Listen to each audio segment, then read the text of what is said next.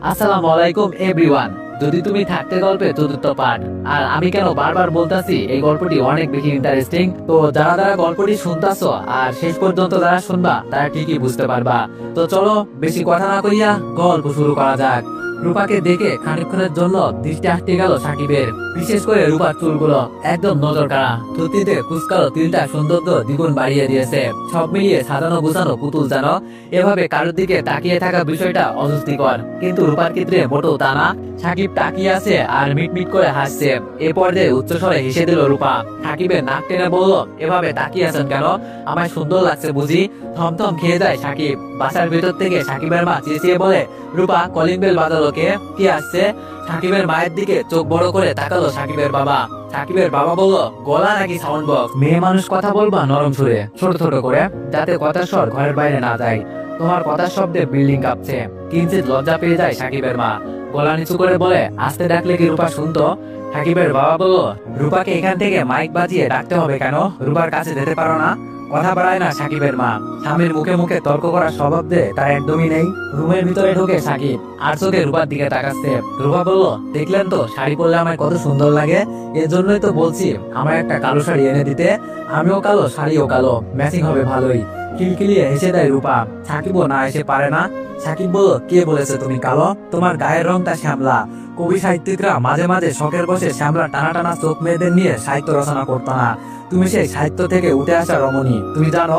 সাকিবের কথা শেষ না হতেই থামিয়ে দেয় রূপা।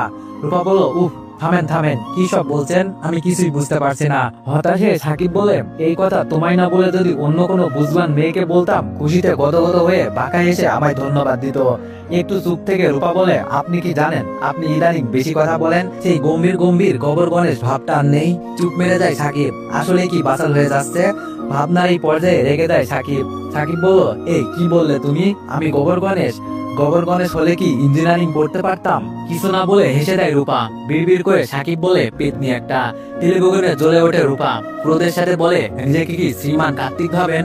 মায়ের উপস্থিতি টের পেয়ে চুপ হয়ে যায় সাকিব। সাকিবের মা বলল, কি হলো, তুই রূপাকে খেপাচ্ছিস কেন?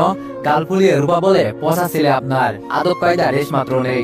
রূপার মুখের ভঙ্গি দেখে না এসে পারে না সাকিব। গেটের সামনে গাড়ির শব্দ পেয়ে অস্থির হয়ে ওঠে রূপা।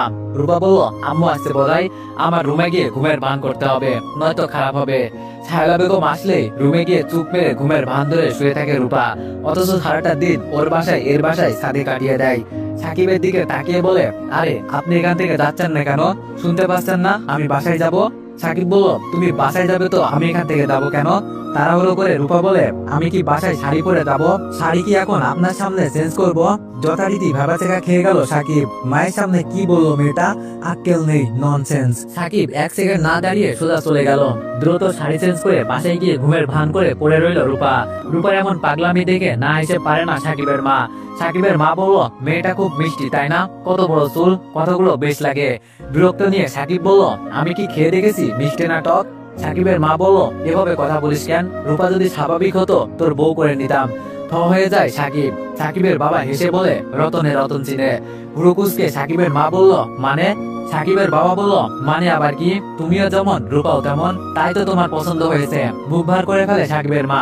সাকিবের বাবা আবার বলে, আরে এই অস্বাভাবিক মেয়েও কি তোমার ছেলের কাছে দিবে?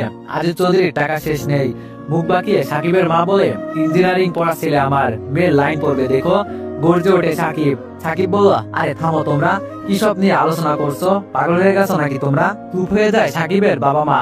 একটু পরে সাকিব আবার বলে, আজিজ চৌধুরীর মেয়ে রূপা না। আগ্রহী কণ্ঠে সাকিবের মা বলে, তো? সাকিব বলল, ছায়লা আন্টির বোনের মেয়ে। সাকিবের মা বলল, উনাদের বাবা মা ডাকে যে? সাকিব বলল, জানি না আমি এইসব, হয়তো উনি নিজ সন্তান তাই রূপাকে উনার কাছে রাখে। বিস্ময়ের সাথে সাকিবের মা বলে, আজিজ চৌধুরীর ছেলে মেয়ে নেই? সাকিব বলল, না। এতক্ষণ চুপ হয়ে মা ছেলের কথা শুনছিল সাকিবের বাবা। এই পর্যায়ে সাকিবের বাবা বলল, আচ্ছা রূপা কি লেখাপড়া করে না? সাকিব চিন্তিত হয়ে বলল, তা তো জানি না। রাতে খাবার শেষ করে শুয়ে পড়ে সাকিব। এই বিকালে রূপা বাসায় চলে যায়, আর দেখা হয়নি। চোখ বুঝে রূপার পাগলামিগুলোর কথা ভেবে হাসছে সাকিব। মেয়েটাকে নিয়ে ভাবতে না চাইলেও কেন জানি ভাবাই খুব। কালকে রূপার বিষয়টা জানতে হবে, ওর প্রবলেম কি, ওর জীবন সম্পর্কে জানতে হবে। সময়ের সাথে সাথে রূপাকে নিয়ে জানার আগ্রহটাও বাড়ছে সাকিবের। বারবার চোখে ভেসে আসছে শাড়ি পরা পুতুল রূপাটাকে। রূপার ফ্যামিলি সম্পর্কে জানার আগ্রহটাও বাড়ছে। এইসব ভাবতে ভাবতে ঘুমিয়ে যায় সাকিব। সাকিবের বাবা মা আজ চলে যাবে, মনটা খারাপ লাগছে সাকিবের। সাকিব বলল, আর কয়টা দিন থাকা যায় না? সাকিবের মা বলল, আর কয়টা দিন কিভাবে থাকবো বল, ওদের বাসায় রেখে আসছি তো দাদির কাছে। মেয়ে তিনটাকে নিয়ে সবসময় চিন্তা হয়। শার্টের হাতা ফোল্ড করতে করতে সাকিব বলে, আমি আজ ভার্সিটিতে যাব না, টিউশনেও যাব না, এখন একটু বাইরে বের হব, ওদের জন্য কিছু কেনাকাটা করব। উদ্গ্রীব হয়ে সাকিবের মা বলে, না না, ওদের জন্য কিছু কেনার দরকার নেই, ওদের যা লাগে তা তো তোর বাবাই দেয়। সাকিব বলল, বাবার দেওয়া আর আমার দেওয়া এক হলো মা। বাসা থেকে বেরিয়ে পড়ে সাকিব। সাকিবকে দেখেই ডাক দেয় রূপা। রূপা বলল, আজকে ভার্সিটিতে যাবেন না? বইটই কিছুই নেন নিজে? সাকিব বলল, না না, আজ বাইরে বের হবো, একটু কেনাকাটা করব। রূপা বলল, কার জন্য কেনাকাটা করবেন? সাকিব বলল, আমার বোনদের জন্য। রূপা বলল, আমায় নিবেন? আম্মু বাসায় নেই। বাসা থেকে বের হয় না অনেক দিন হলো। অনেকটুক ভাব প্রকাশ করলো সাকিব। জোর গলায় অনুরোধ করে রূপা বলল, আপনার সাথে গেলে কি হবে, প্রমিস, কিছু চাইবো না। রূপার অনুরোধ আর না করতে পারে না সাকিব। সাকিব হ্যাঁ বলার সাথে সাথেই 2 মিনিট ঝটপট রেডি হয়ে আসলো রূপা। সাকিব বলল, তোমার আম্মু কিছু বলবে না আমার সাথে গেলে? ঠোঁটে দুষ্টুমির হাসি টেনে রূপা বলে, আম্মু জানলে তো। রিক্সা ডাকলো সাকিব। রূপা রিক্সাওয়ালা পছন্দ হচ্ছে না, মহা বিপদে পড়লো সাকিব। সাকিব বলল, আচ্ছা তোমার কেমন রিক্সাওয়ালা চাই বলো তো? রূপা বলল, আপনার মতো নাদুস নুদুস। সাকিব বলল, ফাজলামি পেয়েছো? আমার মতো রিক্সাওয়ালা কোথায় পাবে তুমি? যাও, তুমি বাসায় যাও, তোমার যেতে হবে না। বাসায় যাওয়ার কথা শুনে চুপ হয়ে যায় রূপা। মনে মনে হাসছে সাকিব। পাগলামিটা বন্ধ হলো অন্তত। সংকীর্ণ রিক্সার সিট। রূপা সাকিবের গা ঘেঁষেই বসে আছে। বোধহয় ওর ভিতরে কোনো সংকোচ নেই। সাকিব যত জড়সড় হয়ে বসছে, রূপা তত সাকিবের দিকে আগাচ্ছে। আর একটু হলে রিক্সা থেকে পড়ে যাবে। সাকিব বলল, তুমি কি আমায় রিক্সা থেকে ফালানোর ফন্দি করছো? হেসে দেয় রূপা, মাথা ঠাকিয়ে বলে, রেগে দেয় সাকিব। রূপা এবার ঠিক হয়ে বসে। সাকিব এবার সিরিয়াস হয়ে বলে, তোমার বাসায় কে কে আছে? তোমার বাবা কি করে? তোমার সম্পর্কে কিছু বলো। লেখাপড়া করনি কেন? মুহূর্তে হাস্যজ্জ্বল মুখটা ফ্যাকাশে হয়ে যায় রূপার। সাকিব বলল, কি হলো, কিছু বলছো না কেন? রূপা বলল, জানি না, আমি কিছুই জানি না। এইসব নিয়ে আমায় কিছু বললে রিক্সা থেকে ঝাঁপ দিব। আর কথা বাড়ায় না সাকিব। উদাস ভঙ্গিতে গম্ভীর হয়ে বসে রইল রূপা। রিক্সার ঝাঁকুনিতে চুলের খোপা খুলে গেল। লম্বা চুল রিক্সার চাকার সাথে পেছানোর আশঙ্কা রয়েছে। ওইদিকে খেয়াল নেই রূপার। চুলগুলো বাতাসে এলোমেলো হয়ে যাচ্ছে। সাকিব বলল, আচ্ছা ওইসব আর জিজ্ঞেস করবো না, চুল বাঁধো। রূপা বলল, না। সাকিব বলল, কি না? চুল বাঁধো, চুল পেঁচাবে নয়তো। জেদ ধরে বসে থাকে রূপা। রূপার চুলগুলো বারবার সাকিবের মুখের উপর পড়ছে। চুলের ঘ্রাণ এত সুন্দর কেন? রূপার চুলগুলো খোলা থাকলে মন্দ হয় না। একটু তাড়াহুড়ো করে কেনাকাটা শেষ করলো সাকিব। রূপা গম্ভীর হয়ে আছে, একটা কথাও বলছে না। সাকিবের কাছে কোনো কিছুই চাচ্ছে না। না, রূপাকে গম্ভীরতায় একদম মানায় না। রূপা মানেই যেন চঞ্চলতা, শূন্যতা অনুভব করছে সাকিব। সাকিব বলল, রূপা কেনাকাটা তো শেষ, এবার বলো তোমার কি চাই? রূপা শান্ত গলায় বলল, প্রমিস করেছি না কিছু লাগবে না। সাকিব বলল, তুমি প্রমিস করেছো তুমি কিছু চাইবে না, কিন্তু আমি তোমায় দিতে চাচ্ছি। রূপা বলল, কিছু লাগবে না, বাসায় চলুন। আজকে উনারা আসবে নাকি? এসে আমার বাসায় না পেলে মারবে। সাকিব বলল, উনারা কারা? রূপা বলল, আব্বু আম্মু। সাকিব বলল, শাইলা আন্টি তো এত তাড়াতাড়ি বাসায় আসবে না। রূপা বলল, আমি আপনার শাইলা আন্টির কথা বলছি না। একটু ভেবে সাকিব বলল, ও তোমার আব্বু আম্মু। রূপা মুখে কিছু বলে না, মাথা থাকে শুধু। টাকা যা এনেছে সব খরচ হয়ে গিয়েছে সাকিবের। রূপার জন্য একটা কালো শাড়ি কিনলে কেমন হয় ব্যাপারটা? রূপা অবাক হওয়ার মুখটা কেন যেন দেখতে ইচ্ছা করছে না সাকিবের। টাকা তো শেষ, রিক্সা ভাড়া আছে শুধু। শাড়ি কিনবে কিভাবে? একটু সামনে সাকিবের এক পরিচিত দোকান আছে, উনার কাছ থেকে বাকি নিলেই তো হয়। টিউশনির টাকা হাতে পেলে শোধ করে দিবে। সাকিব বলল, রূপা এখানে 10 মিনিট ওয়েট করো, আমি না আসা পর্যন্ত কোথাও যাবে না কিন্তু। রূপা বলল, আচ্ছা। সাকিব দোকানে গিয়ে কালো একটা শাড়ি কিনলো। শাড়িটা দেখে রূপার অনুভূতি কেমন হবে? খুশিতে ওর মুখটা চিকচিক করবে। এইসব ভেবে মুচকে আসছে সাকিব। 10 মিনিটের জায়গায় 15 মিনিট হয়ে গিয়েছে। রূপা যেখানে আছে সেখানে যেতে আরো 5 মিনিট লাগবে। রূপাকে ওখানে পাবে তো গিয়ে? আশঙ্কা কাজ করছে সাকিবের মনে। আশেপাশে তাকালো সাকিব, রূপা ওখানে নেই। রূপা কি বাসায় চলে গিয়েছে নাকি হারিয়ে গিয়েছে? ওর তো এখানে সবকিছু চেনার কথা। প্রায় 2 ঘন্টার মতো খুঁজলো রূপাকে, সন্ধান মেলেনি। রূপার আব্বু আম্মু আসার কথা, সেই জন্য কি রূপা বাসায় চলে গিয়েছে? সাকিব রিক্সা রেখে দ্রুত বাসার উদ্দেশ্যে রওনা দিল। বাসায় আসতে সাকিবের কানে আসে রূপার কান্নার শব্দ। সাকিব 7-5 না ভেবে শায়লা বেগমের ফ্ল্যাটে গেল। ফ্লোরে বসে কাঁদছে রূপা। সাকিবের বুকের মাঝে ধক করে উঠলো। রূপার হাঁটু অব্দি চুলগুলো কাঁধ বরাবর। হতভম্ব হয়ে গেল সাকিব। সোফায় শায়লা বেগম আর আজিজ চৌধুরী বসা, বুকে তাদের বিরক্তির ছাপ। শায়লা আন্টি বলল, রূপাকে নিয়ে কোথায় গিয়েছিলে? শায়লা বেগমের এমন কথায় আবার হতভম্ব হয়ে যায় সাকিব। সাকিব বলল, আন্টি আমার বাবা মা আজ বিকালে চলে যাবে, আমি আমার ছোট বোনদের জন্য কেনাকাটা করতে গিয়েছিলাম। রূপা অনেক অনুরোধ করলো আমার সাথে যাবার জন্য। সাকিবের কথা শেষ হতে না হতে আদিত চৌধুরী শায়লা বেগমকে বলল, রূপার বাবা মা তো নেগেটিভ সেন্সের মানুষ, উনাদের মেয়ে উনাদের কাছে দিয়ে দাও। আর কোন ছেলের সাথে কোথাও গেল মানে তার সাথে প্রেমের সম্পর্ক। অসুস্থ একটা মেয়েটার গায়ে হাত তুলে এইসব লেম্বুসাই নিয়ে ফালতু মানুষজন। সাকিবের সাথে গিয়েছে বলে কি রূপাকে মেরেছে ওর বাবা মা? এগুলো কোনো কথা হলো? সাকিবের সবচেয়ে খারাপ লাগলো রূপার চুলগুলো দেখে, কেমন অসহায়ের মতো কাঁদছে রূপা। শায়লা বেগম বলল, যেমন বাবা মা তেমন মেয়ে, আরে মেরেছে বলে ওর চুলগুলো কেটে ফেলবে? শায়লা বেগমের কথা শুনে বিষয়টা এবার ক্লিয়ার হলো সাকিবের কাছে। মেরেছে বলে রূপা চুল কেটে ফেলেছে। এত বড় চুল কোনো মেয়ে কাটতে পারে? আর কোনো কিছুর প্রতি জিদ দেখাতে পারলো না? রূপার চুলগুলো যে সাকিবের খুব পছন্দের ছিল। সাকিব বলল, আন্টি আমি দুঃখিত, আমার জন্য রূপার মার খেতে হলো। সব মানুষকে তো আল্লাহ সমান বিবেক বুদ্ধি দিয়ে সৃষ্টি করেনি। রূপার হয়তো মানসিক বিকাশের সমস্যা রয়েছে, ওকে তো প্রতিদিন মারলে এই সমস্যার সমাধান হবে না। এজন্যই হয়তো রূপা ওর বাবা মার কথা শুনতে পারে না। এতক্ষণ পুরো মুখ নিয়ে কাঁদলো, এই পর্যায়ে চিৎকার দিয়ে ওঠে রূপা। রূপা বলল, বললাম না ওরা আমার বাবা মা না, চিনি না আমি ওদের। রূপা শায়লা বেগমের কাছে কেন থাকে এই বিষয়ে জিজ্ঞেস করতে গিয়েও জিজ্ঞেস করে না সাকিব। এই সিচুয়েশনে এইসব জিজ্ঞেস না করাই ভালো। আজিজ চৌধুরী শায়লা বেগমের দিকে তাকিয়ে বলল, কতদিন বললাম ওদের মেয়ে ওদের কাছে দিয়ে আসো, ওরা যেভাবে হোক মানিয়ে নিবে। তোমার একটাই কথা, আর কয়টা দিন দেখি? দেখতে দেখতে এই পর্যায়ে আর কত দেখবো? কোনো কথা বলে না শায়লা বেগম। রূপাকে ফ্লোর থেকে তুলে রুমে নিয়ে গেল। সাকিব চুপ হয়ে দাঁড়িয়ে দাঁড়িয়ে দেখছে সবটা। কিছুক্ষণ দাঁড়িয়ে থেকে সাকিব বাসায় চলে আসলো। সাকিবকে দেখে উচ্চুক কণ্ঠে সাকিবের মা বলল, রূপা মেয়েটা এমন কেন রে, কত বড় চুলগুলো কেটে ফেললো? দীর্ঘ নিঃশ্বাস ফেলে হতাশ কণ্ঠে সাকিব বলল, তুমি দেখলে কিভাবে? সাকিবের মা বলল, ওর কান্নার শব্দ শুনে গিয়ে দেখি দরজা বন্ধ, জানালা দিয়ে উকি মেরে দেখলাম। সাকিব বলল, ওর বাবা মাকে দেখছো? সাকিবের মা বলল, না, ওনারা অন্য রুমে ছিল, গলার স্বর শুনেছি কিন্তু দেখিনি। সাকিব বলল, শায়লা আন্টি বাসায় ছিল না ওকে যখন মেরেছে? সাকিবের মা বলল, না, উনি তো একটু আগে আসলো। সাকিব বলল, ওর বাবা মা এত তাড়াতাড়ি চলে গেল কেন? সাকিবের মা বলল, জানি না। শপিং ব্যাগ গুলো মায়ের হাতে ধরিয়ে দিল সাকিব। শুধু রূপার জন্য যে শাড়িটা কিনেছে ওইটা সাকিবের হাতে ছিল। সাকিবের মা বলল, ওটার ভিতরে কি? সাকিব বলল, আমার শার্ট। মায়ের কাছে মিথ্যা বলে ব্যাগটা নিয়ে দ্রুত রুমে চলে গেল। ব্যাগটা ড্রয়ারের ভিতরে রেখে খাটে শুয়ে পড়লো। রূপার চুলগুলো কেন কাটলো? অসহায়ের মতো কাঁদছিল মেয়েটা ফ্লোরে বসে। বুকের ভিতরে চিনচিন ব্যথা অনুভব করছে সাকিব। রূপার মা বাবাকে কাছে পেলে কড়া কয়েকটা কথা শুনিয়ে দিত। অমানুষ, এত বড় মেয়ের গায়ে হাত তুলে কোনো কিছু ভালো হবে না জেনে নিজেকে দোষী মনে হচ্ছে সাকিবের। রূপাকে কি ওর বাবা মার কাছে পাঠিয়ে দিবে? শাড়িটা কি রূপাকে দেওয়া হবে না? রূপার আনন্দিত মুখটা কি দেখা হবে না? রূপার পাগলামি, রূপার হাসি ভাবতে পারছে না সাকিব আর। অনেকক্ষণ হয়ে গেল রূপা না আসলো ছাদে, না সাকিবের বাসায়। সাকিবের বাবা মা ব্যাগ গুছাচ্ছে, মা বাবা চলে যাবে, রূপারও কোনো খোঁজ নেই। সব মিলিয়ে শূন্যতা নাড়া দিচ্ছে সাকিবের মনে। আফসোস করে সাকিবের মা বলে, মেয়েটাকে ওভাবে মেরেছে কেন বলতো? মেয়েটা অন্যের বাসায় রাখে আবার মারে, খুব মায়া লাগছে ওর জন্য, সারাক্ষণ ও আমার কাছে থাকতো, অথচ এখন চলে যাব। সাকিব বলল, থাক মা, বাদ দাও ওইসব। বাসা থেকে বের হওয়ার পর গেটের সামনে দাঁড়িয়ে সাকিবের বাবা বলল, রূপা মেয়েটা বড়ই অবুঝ, খামখেয়ালের বসে অনেক কিছু করে, মায়ে জড়াস না বাপ। কথাগুলো বুকে বিঁধে সাকিবের। বাবার বলা কথাগুলো খুব গভীর। উত্তরে কিছু বললো না সাকিব, মাথা ঝাঁকালো শুধু। মনটা ভীষণ খারাপ করেছে, কথা বলার ইচ্ছা নেই মোটেও।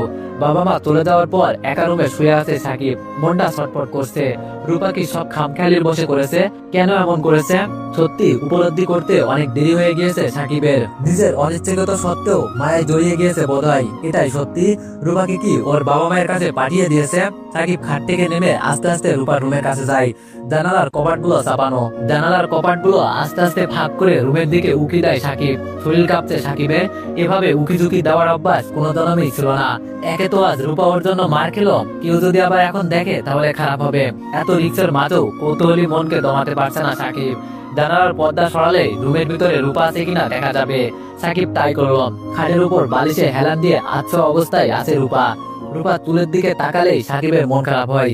রূপার মুখ জুড়ে বিষণ্ণতা, চুলগুলো উস্কো খুস্কো, চোখ ফুলে রয়েছে। মায়া হচ্ছে বড্ড সাকিবের। একা একা বসে বসে ফুঁকছে রূপা। রূপার হাতে ব্লেডের কাটা দাগের অভাব নেই। কি বাজে অভ্যাস মেয়েটার, কিছু হলেই হাত পা কাটে, ইভেন চুলগুলো কেটে ফেললো। কবে যে নিজের গলা কেটে ফেলে কে জানে। এটা ওর কাছে অসম্ভব কিছুই না। সাকিব চাপা কণ্ঠে ডাক দিল, রূপা। ধ্যানে বসেছে বুঝি রূপা, ডাকছে সেদিকেও খেয়াল নেই। সাকিব আগের বারের তুলনায় একটু জোরে বলে। রূপা কোনো দিকে খেয়াল নেই তার। হলোটা কি? এই মেয়েকে জাদুঘরে রেখে আসলেও মন্দ হয় না। সাকিব পায়ের কাছে পড়ে থাকা একটা কাগজের টুকরো কুড়িয়ে ছুঁড়ে মারলো রূপার দিকে। কাগজের টুকরোটা রূপার মাথার উপর পড়লো। এবার রূপা আশেপাশে তাকালো। এক পর্যায়ে জানালার কাছে সাকিবকে দেখে বিছানা ছেড়ে উঠে দাঁড়ালো। মুচকে হেসে দিল সাকিব। রূপা দৌড়ে রুম থেকে বের হয়ে সাকিবের কাছে গেল। আচমকা জড়িয়ে ধরল সাকিবকে। কান্না ভেজা কণ্ঠে বলল, ওনারা কত মেরেছে আমায়, আপনার জন্য ওয়েট করতেছিলাম। কেঁদে ফেলে রূপা। এই মেয়েটা হয়তো বেখালি মনে সাকিবকে জড়িয়ে ধরেছে, কিন্তু সাকিবের পুরো শরীর জুড়ে শীতল রক্ত প্রবাহিত হচ্ছে, অন্যরকম অনুভূতি হচ্ছে। এর আগেও তো রূপা একদিন জড়িয়ে ধরেছিল সাকিবকে, তখন তো এমন অনুভূতি হয়নি। রূপা এত শক্ত করে জড়িয়ে রেখেছে, ছাড়ানোর জন্যই। ফুপিয়ে ফুপিয়ে কেঁদেই চলেছে। মনের মাঝে শান্ত অনুভব করছে সাকিব। কাঙ্ক্ষিত অনুভব হচ্ছে। থাক না রূপা এভাবে জড়িয়ে ধরে, কি হবে এমন? আবেগ দোলানো কণ্ঠে সাকিব বলল, কেঁদো না পাগলি, সরি আমার জন্য মার খেতে হলো, মাফ করে দাও আমায়। সাকিবের বুক থেকে মুখ তুলে রূপা বলল, আপনার কি দোষ? আমি তো আপনার সাথে যেতে চেয়েছি, কি এমন হয়েছে তাতে আমায় মারতে হবে? রূপার চোখে পানি সযত্নে মুছিয়ে দিল সাকিব। সাকিব বলল, মা বাবা সন্তানকে মারতেই পারে, তুমি চুলগুলো কাটলে কেন? তোমার চুলগুলো কত সুন্দর ছিল সে তুমি জানো? গাল ফুলিয়ে রূপা বলল, কই একদিনও তো বলেননি আমার চুল সুন্দর। হেসে দেয় সাকিব। মানুষ আসতে পারে, এভাবে দেখলে কেলেঙ্কারি হয়ে যাবে। নিজেকে ছাড়ানোর চেষ্টা করে সাকিব। আর শক্ত করে জড়িয়ে ধরলো রূপা। রূপা বলল, আপনার বুকে অনেক শান্তি, ছাড়বো না। রূপার বলা কথাগুলো তীরের মতো আঘাত করে সাকিবের বুকে। প্রেমের তীর জানো। সাকিব বলল, তোমার জন্য কালো শাড়ি এনেছি। বিস্ময়ের মুখ হা করে ফেলে রূপা। সাকিব বলল, এভাবে মুখ হা করো না, ডেঙ্গু মশা ঢুকে যাবে। সাকিবকে ছেড়ে উচ্চস্বরে হেসে ওঠে রূপা। খুশিতে আটকানা হয়ে গিয়েছে। রূপার এই আনন্দিত মুখটাই তো দেখতে চেয়েছিল সাকিব। উৎকণ্ঠিত হয়ে রূপা বলল, কোথায় শাড়ি, কখন কিনলেন? সাকিব বলল, তোমার ওইখানে ওয়েট করতে বলে শাড়ি কিনতে গিয়েছিলাম। রূপা জানো তোর সইছে না। রূপা বলল, দেন শাড়ি দেন তাড়াতাড়ি। সাকিব বলল, শাড়ি তো রুমে, তুমি দাঁড়াও আমি নিয়ে আসছি। রূপাও সাকিবের পিছনে পিছনে রুমে গেল। শাড়ি পেয়ে রূপার খুশি আর দেখে কে। হঠাৎ মুখটা ফ্যাকাশে হয়ে যায় রূপার। সাকিব বলল, কি হয়েছে, মুখটা হুতুম পেঁচার মতো হয়ে গেল কেন? রূপা বলল, আঙ্কেল আন্টি চলে গিয়েছে। সাকিব বলল, তোমার বাসায় তো তখন হরতাল চলে, তাই বলে যেতে পারিনি। আম্মু তোমার চুলগুলোর জন্য রাগ করেছে খুব। মাথা নিচু করে ফেলে রূপা। রূপা বলল, আমি কি ইচ্ছা করে চুল কেটেছি? রাগ হলে তো সব ভুলে যাই। সাকিব রূপার একটু কাছে গিয়ে বলল, শাড়ি পছন্দ হয়েছে তো রাগিনী? রূপা বলল, খুব। সাকিব বলল, আর কখনো চুল কাটবে না, হাত পা কাটবে না। ঘাড় বাঁকিয়ে রূপা বলল, আচ্ছা। একটু পরে রূপা আবার বলল, শাড়ি পরিয়ে দিবেন? শাড়ি পরতে পারি না তো আমি। রূপার কথা শুনে জিহ্বায় কামড় দেয় সাকিব। কি ব্রেকলেস কথা বলে। সাকিব রূপাকে বুঝিয়ে সুঝিয়ে বলল, না না আমিও পারি না, তুমি এখন বাসায় চলে যাও, আমার রুমে তোমায় কেউ দেখলে বাজে ভাববে। রূপা বলল, আপনি শাড়ি এনে দিয়েছেন, আপনার পরে দেখাবো না? সাকিব বলল, এখন পরে দেখাতে হবে না, তুমি শাইলা আন্টির কাছ থেকে শিখে নিও। আর রাতে সবাই ঘুমানোর পর শাড়ি পরে ছাদে এসো, সেই দিনের মতো গল্প করব। বিস্ময়ের সুরে রূপা বলল, সত্যি? সাকিব বলল, হ্যাঁ। খানিকক্ষণ কি জানো ভেবে রূপা বলল, আন্টির কাছে শাড়ি পরা শিখবো? আন্টি যদি জিজ্ঞেস করে শাড়ি কোথায় পেয়েছি, আমার পা ভেঙে রুমে বসিয়ে রাখবে। চোখ কপালে উঠে গেল সাকিবের। সাকিব বলল, তাই তো, মাথায় ছিল না একদম। তুমি যেভাবে পারো পিছিয়ে পড়ো, বলো শাইলা আন্টির কাছে জানো যেও না, শাড়ির কথা জানো না জানে। সন্ধ্যাবেলায় ক্লান্ত শরীর নিয়ে বিছানায় গায়ে লিয়ে দিল আজিজ চৌধুরী। হাতে শরবতের গ্লাস নিয়ে রুমে ঢুকলো শাইলা বেগম। বেলের শরবত আজিজ চৌধুরীর পছন্দের। আরামরা হয়ে উঠে বসলো আজিজ চৌধুরী। শরবত খেয়ে গ্লাসটা বেড সাইডে রাখলো। আজিজ চৌধুরী বলল, আজকে রূপার বাবা মা কি কাণ্ডটাই না করলো। রূপার যে মেন্টালি অবস্থা, ও প্রেম ভালোবাসার কি বুঝে বলো? ও যা করে খামখেয়ালির বসে করে। রূপার বাবা মাকে নিয়ে আজিজ চৌধুরীর কাছে বড় গলা করার উপায় নেই শাইলা বেগমের। ঠান্ডা গলায় শাইলা বেগম বলল, সবার জ্ঞান তো এক না, আমরা নিঃসন্তান, তাই রূপার প্রতি আমাদের ভালোবাসাটা বেশি। আমরা অন্যায়টাকেও পজিটিভ সেন্সে দেখি, কারণ সন্তানের মোহে আমরা অন্ধ। তাচ্ছিল্যের হাসি হাসে আজিজ চৌধুরী। আজিজ চৌধুরী বলল, তোমার লজিক্যাল কথাবার্তা শুনে হেসে পারি না।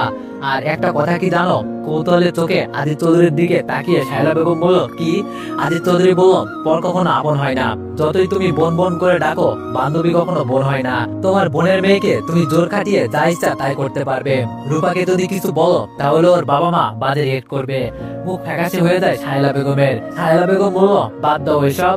আজিজ চৌধুরী বলল, ওটা ওদের ধর্মের দোষ। চোখ লাল করে আজিজ চৌধুরীর দিকে তাকায় শায়লা বেগম। শায়লা বেগম বলল, ফালতু কথা না বললে হয় না তোমার? আবার হেসে দেয় আজিজ চৌধুরী। আজিজ চৌধুরী বলল, নিজের সুবিধার জন্য রূপাকে তোমার কাছে রেখেছে। রূপা সুস্থ হলে তোমার আর খোঁজ নিবে না।